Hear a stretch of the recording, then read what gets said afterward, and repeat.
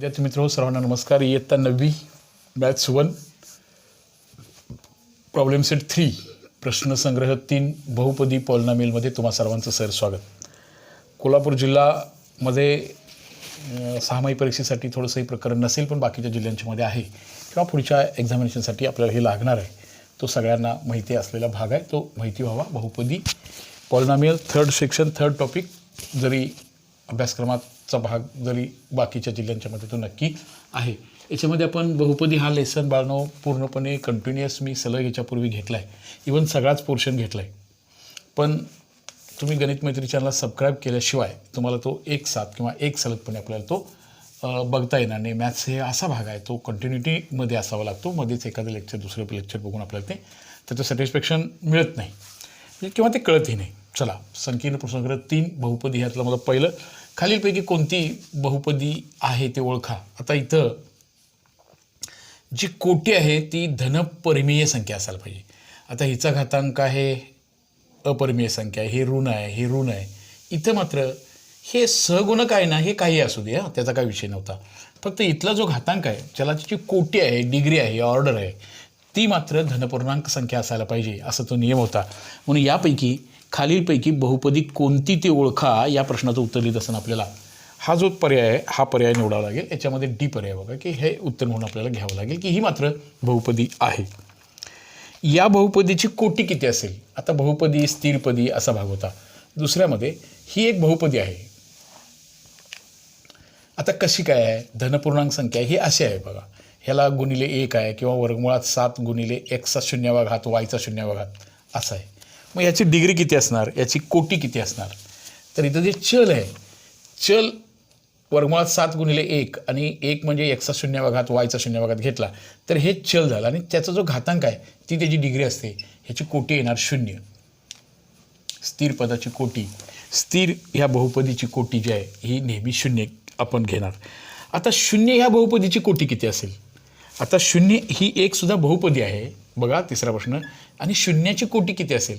शून्याला तुम्ही असं लिहू शकता 0 गुणिले x चा 0वा घात असं लिहू शकता, 0 गुणिले x चा पहिला घात, 0 गुणिले y चा दुसरा घात, 0 गुणिले z चा तिसरा घात असं लिहू शकता. त्यामुळं ह्याची निश्चित कोटी आपल्याला सांगता येईल का. बघा काय ऑप्शनल आहेत. या वर्गमुळात 7ची कोटी कोणती लिहिणार प्रश्न दुसऱ्यामध्ये. 1/2 असेल का, नाही. हा 7चा 1/2 घात आहे पण कोटीचा नव्हे तो, आणि मुळात ती कोटी अपूर्णांक असतात ती चालणार पण नाही आपल्याला. त्यानंतर 5 असेल का, काही संबंध नाही. 2 असेल का, नाही. तर याची कोटी आपल्याला 0 येणार.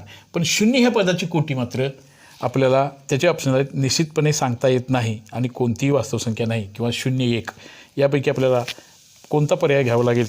बोला बाळांनो. तिसऱ्याचं उत्तर 0 ह्या बहुपदीला कोटी निश्चित सांगता येणार नाही. कारण ह्या अशा संख्या, समजा कोण म्हणेल 0 x चा 100वा घात, मग 100 आहे कोटी, 3 आहे, 2 आहे, 1 आहे, असं ह्या शून्याच्या बाबतीत असल्यामुळं इथं 7 वर्गमुळात 7 किंवा 7 असेल. 7 ह्या स्थिर पदाची कोटी म्हणजे 7चा 0वा घात म्हणजे x ची कोटी डेफिनेटली 0 येणार. पण इथं शून्याला बाबतीमध्ये तुम्ही what ever it may be your answer, शून्याचा y चा 500वा घात म्हणला, 5000वा घात म्हणला तर ही त्याची कोटी ठरू शकेल. त्यामुळे आपल्याला याचं उत्तर असं ठरवावं लागेल की ह्या पदांच्या बाबतीमध्ये निश्चित असं कोटी आपल्याला सांगता येणार नाही. म्हणून स्थिर पदाची कोटी 0 आहे पण शून्याची कोटी मात्र निश्चित सांगता येणार नाही असा आपल्याला पर्याय तिथं निवडावा लागेल. हा भाग सलग लेक्चर्स होणं गरजेचं आहे. शिवाय असा विचार नको करायला ऑनलाईन शिक्षणामध्ये आपण सर्वच सिलेबस अभ्यासक्रमातून कमी झाला वगैरे असलं काही डोक्यात घ्यायचं नाही. आपल्या पुढच्या शिक्षणासाठी ते निश्चित आपल्याला लागणार आहे. म्हणून हे गरजेचं आहे. म्हणून हा प्रश्नसंच पूर्ण करून मग आपण पुढील शिक्षणासाठी सर्वच प्रश्नसंच आणि सर्वच एक्झाम्पल्स तुमच्याशी डिस्कस मला करायचे आहेत आणि ते होणार आहे बाळांनो. त्याबद्दल काहीतरी चिंता असू नये. त्यातलं बहुपदीच्या पॉलिनॉमियलचं म्हणलं पहिलं लेक्चर क्रमांक 1 किंवा त्याची उजळणी लेक्चर फर्स्ट हा एक भाग इथं नमूद करून घेतो, कारण हा एकाच लेक्चरमध्ये हा भाग संपणारा नव्हे. लेक्चर फर्स्ट आता ह्यातले 0 पदाची कोटी ही निश्चितपणे सांगता येणार नाही असं उत्तर आपल्याला डिसाईड करावं लागेल. या बहुपदीची कोटी किती असेल. असे ही एक बहुपदी लिहिली इथं 2x वर्ग, त्यानंतर बाळांनो आहे 5x चा 3रा घात आणि याचं आहे 7, याची कोटी. ह्याचे ऑप्शन्स दिलेत बघा, 3, 2, 1 आणि 0. 1 आणि 7 आहे. हां, ह्याची कोटी म्हणजे याच्यामध्ये असणाऱ्या चलाचा सर्वात मोठा घातांक, नाही का. एकचा दुसरा घात पहिल्यांदा लिहिले म्हणजे गडबडीने 2 नाही लिहू शकत आपण. हे जरी त्या फॉर्ममध्ये लिहिलं नसलं तरी एक्सचा तिसरा घात हा सर्वात मोठा घातांक आहे. त्या बहुपदीमध्ये असणारे चल आहे, त्या चलाच्या सर्वात मोठ्या घातांकाला कोटी असं म्हणायचं आहे. ओके, म्हणजे चलाच्या सर्वात मोठ्या घातांकाला आपण कोटी असं म्हणून घेतो आणि त्यामुळे ती कोटी आपल्याला अशी शिकायची होती. यानंतर आपण हाही भाग आपण बाळांनो शिकत गेलो बघा. या बहुपदीचे सहगुणक रूप लिहा, एक्सचा तिसरा घात वजा 1.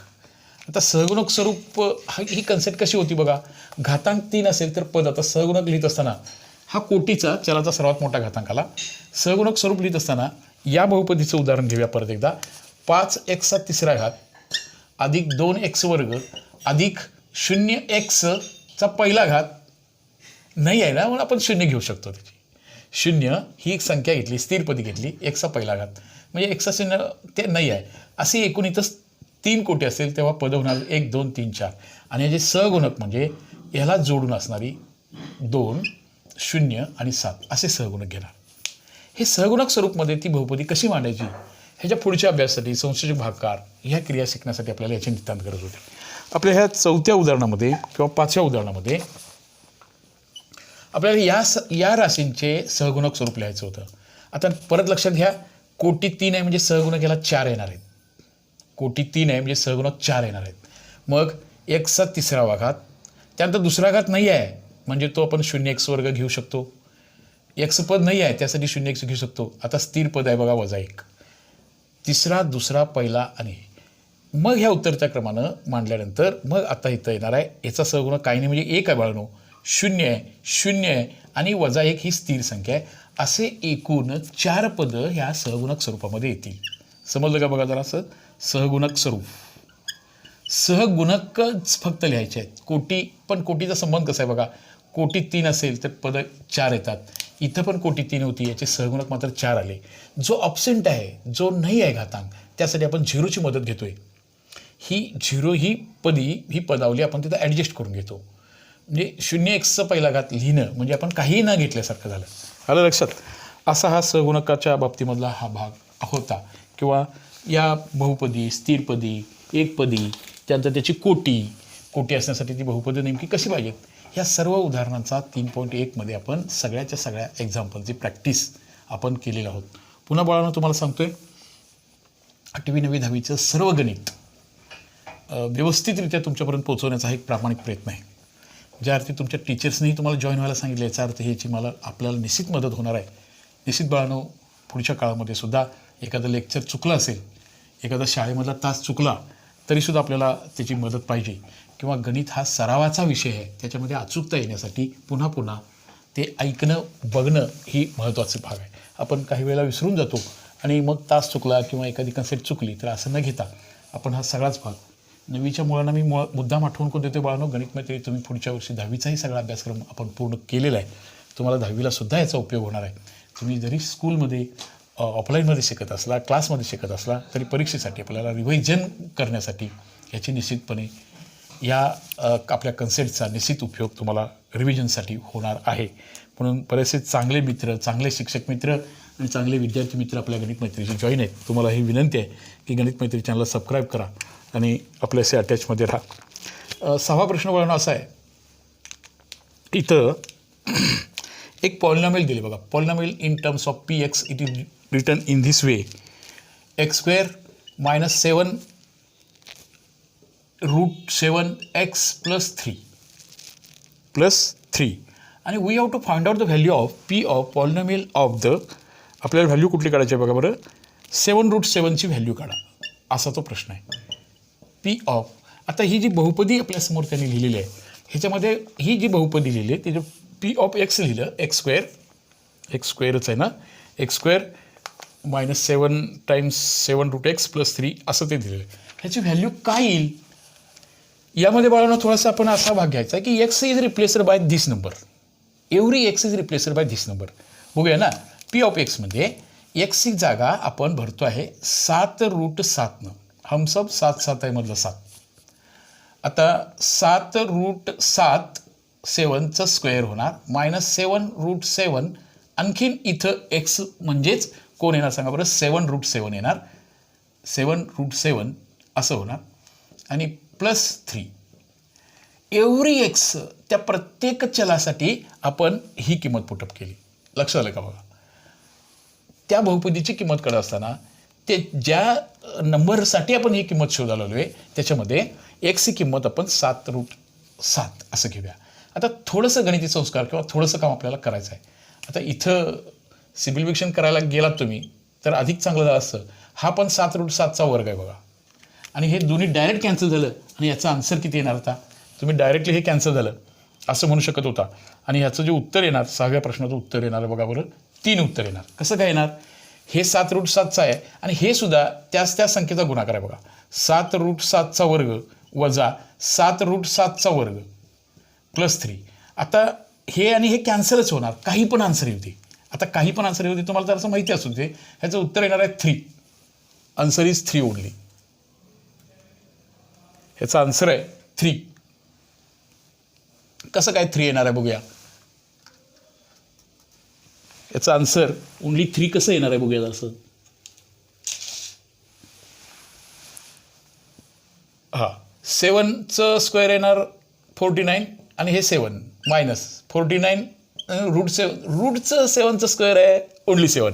हो √7 स्क्वेअर मीन्स √7 × √7 म्हणजे वर्गमुळात 7चा वर्ग म्हणजे किंवा वर्गमुळात 49 घ्या त्याचं वर्गमूळ आता 7 येणार. 49 × 7 7 9 63 7 चौक 28 आणि हे 34 3 4 म्हणजे 7चा घन झाला आणि हा पण 7चा घन झाला. लक्षात आहे बघा तुमच्या 3 4 3 both are cancel therefore answer येणार आहे ते 3. डायरेक्टली आन्सर सुद्धा आपण मिळवू शकत होतो. ह्या बहुपदीची किंमत येणार ती 3 येणार. हा लक्षात सगळं थोडंसं टिपिकल होतं 7√7 दिलं होतं पण बाळांनो यासाठी प्रॅक्टिसची गरज आहे. तुम्ही वही पेन घेऊन याचा सराव केला तर तुम्हाला ते प्रॉब्लेम सॉल्व्ह होणार आहे. फारच गणिताला समृद्ध करण्यासाठी सरावाची नितांत गरज आहे बाळांनो आणि तुम्ही ते कराल अशी निश्चितपणे अपेक्षा आहे. माझी तुमच्या सर्व पालकांची सुद्धा ही अपेक्षा आहे आणि तुम्ही ते नीटपणे करणार आहात. अशा रीतीने ह्या बहुपदीची किंमत ही आपल्याला अशी शोधावी लागेल किंवा अशी ती काढावी लागेल. ओके.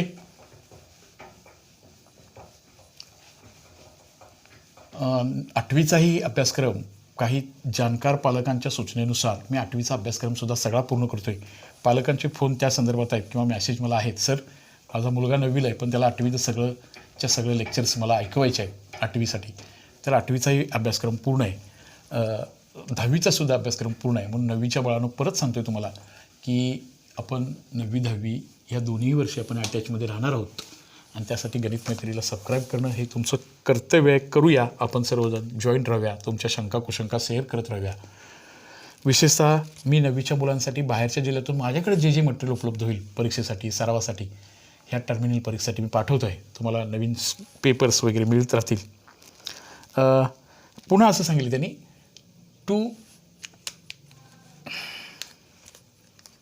हा 7वा प्रश्न बघा कसा आहे. 7वा प्रश्न 7व्या प्रश्नामध्ये 2x³ प्लस 2x 2x ही या बहुपदीची x बरोबर -1 असताना काय किंमत असेल. असताना या बहुपदीची किंमत काय असेल. हा जो भाग असतो ना ह्याला आपण तात्पुरतं 2x³ + 2x3 + 2x असं त्याचं आन्सर आहे. बघूया तर मग बाळांनो आपण हे आत्ताचं ह्याच्या पूर्वीच्या सममध्ये जे आपण कन्सेप्ट वापरला तोच कन्सेप्ट वापरूया. ह्याला तात्पुरतं नाम आहे p in x polynomial in x p of x that is equal to 2x³ + 2x. We have to find out the value of x is equal to -1. एक्सची किंमत -1 असताना या राशीची किंमत काय येणार म्हणजे p of -1ची किंमत आपल्याला शोधायची आहे. ह्या प्रकारच्या गणिताचा सराव आपण पाठीमागच्या तासाच्या वेळेला रेग्युलरपणे केला आहे. तुम्ही तो बघाल अशी अपेक्षा आहे. 2 - 1/3 + 2 × -1. आता इथं बघा काय होणार आहे.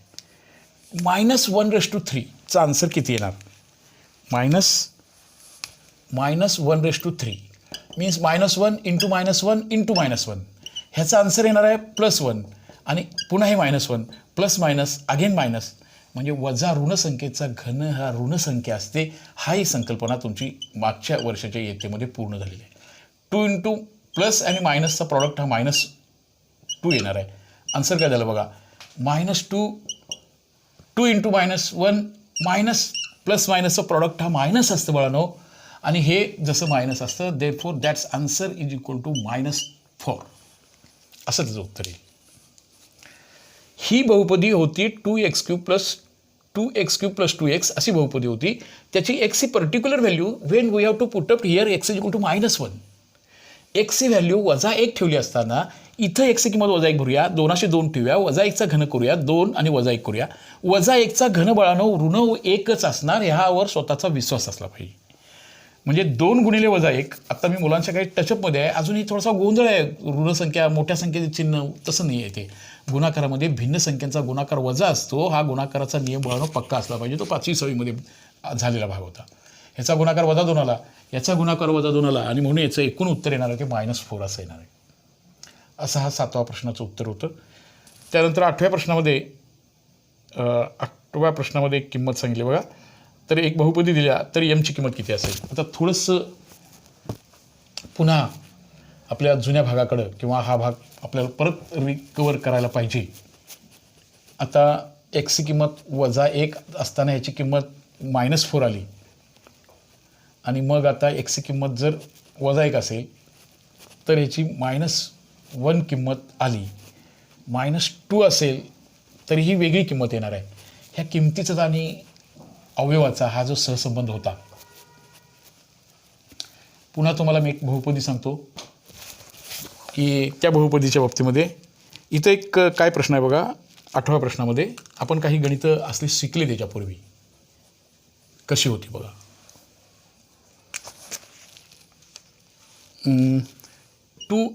3x² हा कितवा प्रश्न आहे बघूया. हा 8वा प्रश्न आहे. तुमच्याकडेही पुस्तक वही पेन असायला पाहिजे. 2x² + mx या बहुपदीचा x - 1 हा अवयव असेल तर mची किंमत काय असेल. mची किंमत काय असेल. x² - 3x² अधिक 2mx x - 1 हा अवयव असेल तर त्याची किंमत काय असेल. आता x - 1 हा अवयव असणे ही संकल्पना आपण अशी शिकत गेलो होतो. समजा एक बहुपदी असेल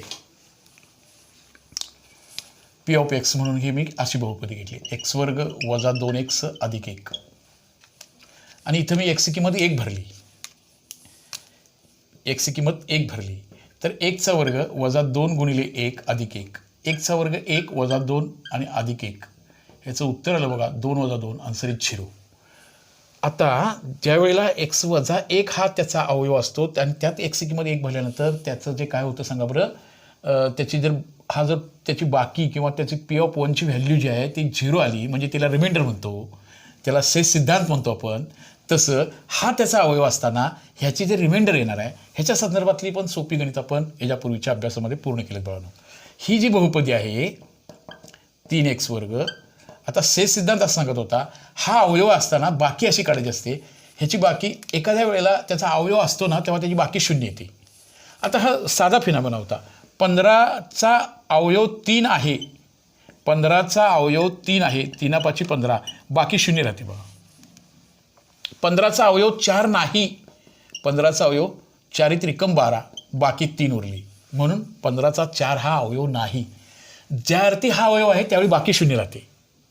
हा त्या बहुपदीचा अवयव आहे त्यावेळी बाकी 0 राहते. आणि आता बाकी म्हणजे काय सांगा बरं. बाकी म्हणजे रिमाइंडर जो आहे ना त्याला म्हणतात p ऑफ 1. इथं x = -1 असेल तर p ऑफ 1 ला बाकी म्हणायचं आहे. अवयव आहे याचा अर्थ बाकी 0 असते. एखाद्या राशीची, एखाद्या बहुपदीचा एखादी संख्या अवयव असते तेव्हा बाकी 0 असते, बाकी 0. आता बाकी म्हणजे काय. p ऑफ, समजा इथं मायनस आहे मग p ऑफ 1 काढायचं. समजा इथं प्लस असतं तर p ऑफ -1 काढावं लागतं. p of 1 is 0. This indicate that. त्याचा अवयव आहे, याचा अर्थ त्याची बाकी शून्य येते. ह्याचा इंडिकेशन असं झालं की पी ऑफ 1ची किंमत 0 आहे. इथं पी ऑफ 1ची जी किंमत आहे ती 0 आहे. आता पी ऑफ एमची किंमत 0 आहे हे त्याने गिव्हन आहे. बघा काय होणार. हां, x वजा 1 हा अवयव आहे म्हणजे ह्याची बाकी 0 आहे. हे सिद्धांत काय सांगतो बघा. ह्याच्यासाठी आपल्याला कंटिन्युएशन अभ्यासमध्ये शिकणं गरजेचं आहे किंवा पहिल्यापासूनचे लेक्चर्स अटेंड करणं हाही भाग महत्त्वाचा आहे. नाहीतर ह्या एका गणितासाठी आपल्याला पूर्ण 20-25 मिनटं खर्च करावं लागतील. x वजा 1 हा अवयव आहे म्हणजे पी ऑफ 1ची किंमत 0 आहे. अवयव असेल तेव्हा बाकी शून्य असते. पी ऑफ 1 ह्या 0 घ्यायचा आहे आपल्याला. हे सेल्फ डिसिजन तुमचं असलं पाहिजे, स्वतःचा निर्णय असला पाहिजे. हा जो भाग आहे आता इथं पी ऑफ एक्स आहे 3x² + mx. लक्षात घ्या पी ऑफ 1ची किंमत म्हणजे 3(1)² + m × 1 असं होणार. बट तो फॅक्टर आहे, तो त्याचा अवयव आहे. एखाद्या राशीचा जेव्हा अवयव असतो तेव्हा बाकी शून्य असते. 15चा 3 हा अवयव आहे कारण बाकी शून्य आहे म्हणून तो अवयव आहे. 4 हा 15ला आपण 4ने भागलो तर बाकी 3 येते. It is not equal to 0. Therefore 4 is not a factor of 15. हीच कन्सेप्ट इथं वापरतो आपण. आता बाकी ज्यावरती x-1 हा अवयव आहे त्यावरती पी ऑफ 1ची किंमत निश्चितपणे 0 आहे. ती घेतल्याशिवाय आपल्याला एमला बाजूला करता येणार नाही. 3(1) + m × 1 m. ह्याचं उत्तर आलं बघा 0 = 3 + m. देअरफॉर m = -3 असं त्या एमची व्हॅल्यू येणार आहे. ही एमची व्हॅल्यू त्याचे जे 4 पर्याय दिले होते एमच्यासाठी पर्याय दिले होते बघा त्यांनी 8व्या प्रश्नामध्ये 2 + 2 + 3 3. x वजा 1 त्या बहुपदीचा अवयव आहे म्हणजे पी ऑफ 1ची बाकी शून्य आहे म्हणजे पी ऑफ 1 0 आहे. हे घेतल्याशिवाय ते प्रॉब्लेम आपण सॉल्व्ह करू शकत नाही. एखाद्या गोष्टीचा अवयव असल्यानंतर बाकी शून्य ही संकल्पना अगोदर क्लिअर असायला पाहिजे. ह्या गणिताच्या सरावासाठी भरपूर उदाहरणं आपण एक्झरसाईजमध्ये घेतलेले आहेत. पुन्हा एकदा पुढं त्या प्रकारची गणित येणार आहेत तेव्हा आपण तो ॲडिशनल भाग करूया. आपण इथं 9व्या प्रश्नामध्ये आणखीन एक भाग सांगितले त्यांनी. 9व्या प्रश्नामध्ये 2 बहुपदी दिलेत आणि त्या 2 बहुपदीचा गुणाकार बाळांनो करायला सांगितलं आहे. सर्वच गोष्टी शिकणं, वर्गात ऐकणं, वर्गात एखादा तास चुकला असेल, एखाद्या वर्गातल्या शिक्षकांचं ऐकतोय पण सराव करतोच आहोत, तरीसुद्धा सामायिक परीक्षा समोर येते आहे लवकरच. आणि या सामायिकच्यासाठी आपल्याला लागणारा भाग परत एकदा रिकॅप करण्यासाठी, पुन्हा एकदा ऐकण्यासाठी, त्याची स्टडी मनापासून करण्यासाठी बाळांनो आपण या यूट्यूबच्या माध्यमातून सर्वच गोष्टी तुमच्यापर्यंत पोहोचवण्याचा एक प्रामाणिक प्रयत्न आहे. त्यामुळं गणित मैत्री चॅनलला सबस्क्राईब करा आणि मग आपल्याला गुणाकारातून मिळणाऱ्या याची कोटी सांगा असं म्हटलं होतं. आता बाळांनो हा भाग मधला धडा सोडायचा आणि पुढं शिकायचं याचाही फारसा उपयोग होत नाही बाळांनो तुम्हाला की कसा हा करायचा. ही एक बहुपदी आहे आणि दुसरी एक बहुपदी इथे दिल्या ती 2x - 7x⁻³ आहे बघा आणि मग हा 4 आहे. याच्या गुणाकाराची कोटी किती असेल असा प्रश्न विचारला आहे. ह्या राशीचा गुणाकार केल्यानंतर याची कोटी किती येणार. आता तुम्ही कोटी म्हणजे सर्वात मोठा घातांक आहे नाही का. फक्त तुम्हाला हे जर करता आलं तरी त्याची कोटी सहज सांगता येते. ह्याचा गुणाकार कंप्लीट करायची काही गरज नाही आहे. गुणाकार केला तर उत्तमच आहे पण कोटी हे संबंध कधी येणार तर ह्यातली मोठी बहुपदी ही आहे आणि यातली मोठी बहुपदी ही आहे. ह्या चिन्हाची पण काय फारशी आवश्यकता नाही पण घेऊया. -7x³ अँड x² ह्याचा प्रॉडक्ट काय येणार सांगा. गुणाकार काय येणार सांगा. ह्याच्यातही सुद्धा अलीकडं मुलं चुकायला लागलाय तुम्ही. 7 × 1 हे -7 आहे सर. एक्सचा हा दुसरा घात आहे तिसरा घात आहे. 3 दोन्ही 6 होणार नाही. एक्सचा तिसरा घात गुणिले एक्सचा दुसरा घात -7 × पाया समान असताना बाळांनो घाताची बेरीज होणार आहे 3 + 2 म्हणून याचं उत्तर येणार आहे 7x⁵. ह्याच्या पर्यायामध्ये जरी 6वा असला तर तुम्ही 6वा पर्याय गेला तर ते चुकीचं आहे. पाया समान असताना घातांची बेरीज होणार आणि हाच आहे त्याचा सर्वात मोठा घातांक येणार. बाकीचा एवढा मोठा घातांक इथं येणार नाही आहे. तुम्ही गुणाकार जरी केला आपल्याला पाहिजे होतं कोटी पाहिजे म्हणजे सर्वात मोठा घातांक पाहिजे. तो सर्वात मोठा घातांक येणार आहे 5 म्हणून या बहुपदीची कोटी हायेस्ट कोटी आपण घेणार आहोत ती 5 घेणार आहोत. हा लक्षात बाळांनो. एखाद्या राशीच्या बद्दलचा एखादा गुणाकार मोठा करायला सांगितला असता, समजा x+7 आहे, इथं x+7 x 2x² अधिक 5x⁷ असं सांगितलं आणि याची कोटी सांगितली करायला, गुणाकाराची कोटी सांगा. मोठा घातांक कुठे येणार आहे सांगा बरं. इथं एक आणि इथंही घेऊ शकतो फक्त. यातली मोठा एक्सच आहे. समजा एक्सचा इथं दुसरा घात आहे किंवा तिसरा घात आहे, तर मोठा घातांक हा इथंच येणार ना ह्या दोघांच्या गुणाकारात. आता बघा, म्हणून x चा तिसरा घात गुणिले 5x⁷ हे संख्याचा गुणाकार 5 × 5च, पण पाया समान आहे. पुन्हा इथल्या घातांची बेरीज होणार, हे 3 आणि 7, आणि म्हणून याचं उत्तर येणार आहे 5x⁻10. आणि सर्वात मोठ्या घातांकाला बाळानं आपण त्या गुणाकाराची कोटी म्हणतो. असं आपल्याला शॉर्टकटमध्ये उत्तर आपल्याला असं मिळतं. त्या बहुपदीमधल्या सर्वात मोठा जिथं घातांक लिहिला आहे त्याला आपण कोटी म्हणायचे. आलं का लक्षात? ठीक आहे. तर मग असं हे 9वं एक्झाम्पल आपल्याला असं सोडवायचं होतं. या गुणाकाराची कोटीला पुढीलपैकी कोणती रेषीय बहुपदी नाही. रेषीय, वर्गीय, घन, क्यूब हे रेषीय संकल्पना अशी होती. रेषा, एक सरळ रेषा, ह्याचा आलेख काढल्यानंतर एक रेषा मिळते, म्हणून ती रेषीय बहुपदी. आता रेषीय बहुपदीची ओळख करत असताना आता आपल्याला आपण थोडक्यात घेऊया. ही असेल, हे बघा, रेषीय बहुपदीचं खरं रूप हे असं असायला पाहिजे, म्हणजे ax + b हे नव्हे. स्क्वेअर, तिसरा घात, चौथा घात ह्यांना रेषीय बहुपदी म्हणायचं नाही. रेषीय बहुपदीचं आन्सर हे रूप घ्यायचं आहे. Here a ≠ 0. He ax + b ला रेषीय बहुपदी म्हणतात. त्याचा आलेख काढल्यानंतर एक रेषा मिळते बाळांनो. हिअर a ≠ 0 हे असं पाहिजे. b मस्ट बी 0 असेल तरी चालेल, काय बिघडत नाही, पण a मस्ट नॉट बी = 0. हे ax² + b नाही चालत. घातांक हा, चलाचा घातांक हा एकच असला पाहिजे. ज्या बहुपदीमध्ये चलाचा घातांक हा 1 आहे त्या बहुपदीला रेषीय बहुपदी म्हणायचं आहे. म्हणजे चलाचा घातांक हा 1 असणं हा संबोधितला महत्त्वाचा आहे. आता ही कल्पना तुमच्याकडे असं असायला पाहिजे होती. आता हे बघा बरं, इथं x+5 आहे, x² + 5 आहे, त्याच्यानंतर आहे x³ + 5 आहे आणि x⁴ + 5 आहे. ह्यातली रेषीय बहुपदी कोणती असणार? रेषीय, it is not equal to not रेषीय बहुपदी. चलाची जी ऑर्डर आहे ती डिग्री आहे ना, ती एकच पाहिजे, not more than or less than 1. इथं याची डिग्री 1 आहे, इथं डिग्री याची 2 येते, याची डिग्री 3 येते, याची डिग्री 4 येते. याचा आलेख काढला तर एक रेषा येणार नाही, सरळ रेषा येणार नाही. आणि म्हणून यातली रेषीय बहुपदीची ओळख करत असताना आपल्याला हा फॉर्म्युला लक्षात ठेवायचा आहे. ax + b here is not equal to 0. हा भाग आपल्याला अशा रीतीने ह्या MCQचे प्रश्न सॉल्व्ह करायचे होते. पण जरा असं याच्या अनुषंगानं प्रश्न दुसराही पूर्ण करून घेऊया. रेषीय बहुपदीची ओळख बाळांनो अशी होती. ही रेषीय बहुपदी, ह्या रेषीय बहुपदींच्या किमती, संश्लेषक, भागाकार ह्या सगळ्या गोष्टी आपण या प्रकरणामध्ये पुढच्या शिक्षणासाठी जो भाग आपल्याला लागेल ह्याचा पूर्ण सगळा अभ्यासक्रम आपण पूर्ण केलेला आहे. प्रश्न दुसराही पडसे आपण पूर्ण करून घेऊया. खालील प्रत्येक बहुपदीची कोटी सांगा. पहिली बहुपदी आहे 5 + 3x⁴. दुसरी बहुपदी आहे 7. तिसरी बहुपदी आहे ax⁴ + bx⁹. या बहुपदी दिलेत त्यांनी. या ए आणि बी आता ते कंडिशन आहेत त्याच्या, त्या असू देत. आता याची ही बहुपदी आहे, ही एकपदी आहे, ही पण एकपदी आहे. तर आपण एकंदरीत शब्द वापरूया बहुपदी.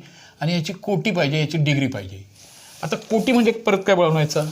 चलाचा सर्वात मोठा घातांक. ही संख्या किती मोठी आहे हे उत्तर असू दे, 50 असू दे, 500 असू दे, 5 लाख असू दे, किंवा हे असं किती पण मोठी संख्या असू दे, 7000 असू दे, त्याचा विषय नाही. चलाचा सर्वात मोठ्या घातांकाला कोटी म्हणतात. तिथं चल आहे x आणि त्याचा घातांक आहे 4, म्हणून कोटी 4 येणार. इथं ही स्थिर पदे आहे. ह्याला तुम्ही म्हटलात तर चल नाहीच आहे, पण ते नसलं तरी आपल्याला शोधता आलं पाहिजे. ह्याला आपण असं लिहू शकतो, 7 × 1 7, आणि 1 म्हणजे x⁻0. 8वीपासून कोणत्याही संख्येचा जो 0वा घात आहे त्याची किंमत 1 असते, म्हणजे याची कोटी घेणाऱ्या बाळांनो 0 असणार आहे. इथं बघा, पहिल्यांदा लगेच x⁻7 म्हणून 7 लिहून ठेवू नका, नीट काळजीपूर्वक निरीक्षण करा. इथं जे कोइफिशियंट आहे, चल आहे, त्याचा जो सहगुणक आहे तो इथं सर्वात हा 7 हा मोठा नाही आहे, इथं मोठी संख्या इथं आहे बघा, म्हणजे याची कोटी येणार 9. अशा रीतीनं याच्या चलाचे जे घातांक आहेत, सर्वात मोठे घातांक आहेत, त्याला आपण कोटी असं संबोधतो. आणि ह्या चलाच्या घातांकाला आपण सर्वात मोठी रूप असं लिहित असतो. तर बाळांनो, तुम्हाला परत एकदा रिक्वेस्ट करतो आहे, हा संपूर्ण भाग आपण घेतो आहे. सगळं पुस्तक मॅथ्स 1-2मध्ये पण सगळे टॉपिक्स आपण ऑलरेडी घेतलेले आहेत. तुमच्या रिव्हिजनचं, तुमच्या शंकांचंही स्वागत करतो आहे. पण पुन्हा आठवण करून देतो आहे, गणित मैत्री चॅनलला सबस्क्राईब करा बाळांनो, आणि आपण सगळेजण एकजुटीनं हा सगळा भाग करूया. याही वर्षी या शिक्षणाची गरज आहे. अधिक चांगल्या रीतीनं ज्ञानरचनावादाचा उपयोग करू तुमच्यापर्यंत कसा भाग पोचवता येईल असा प्रामाणिक प्रयत्न आमचा राहणार आहे. मॅथ्स सेकंडमध्ये सुद्धा रिव्हिजनला काही मुलांनी काही थेरम्स परत घ्यायला सांगितलेत, तेही काही घेऊया. तर ठीक आहे, पुन्हा लवकरच आपण पुढच्या तासिकेच्या वेळेला निश्चितपणे भेटूया. आता आपण थोडंसं लाईटचा प्रॉब्लेम पण आहे, जरासं थांबतो आहे मी आता. ओके, मगाशी तास आपल्याला बंद करावा लागला. आज दिवसभरामध्ये 2-3 वेळा 9वीचं लेक्चर थांबावं लागलं, कारण लाईटचा प्रॉब्लेम होता. आताही लाईटचा प्रॉब्लेम येतो आहे, लाईट जरासं डिम्स होत आहेत. ओके, परत आपण पुढच्या तासिकेच्या वेळेला भेटूया. तोपर्यंत सर्वांनी गणित मैत्री चॅनलला सबस्क्राईब करा, ही एक हार्टली विनंती करतो आहे तुम्हाला. ओके बाळांनो.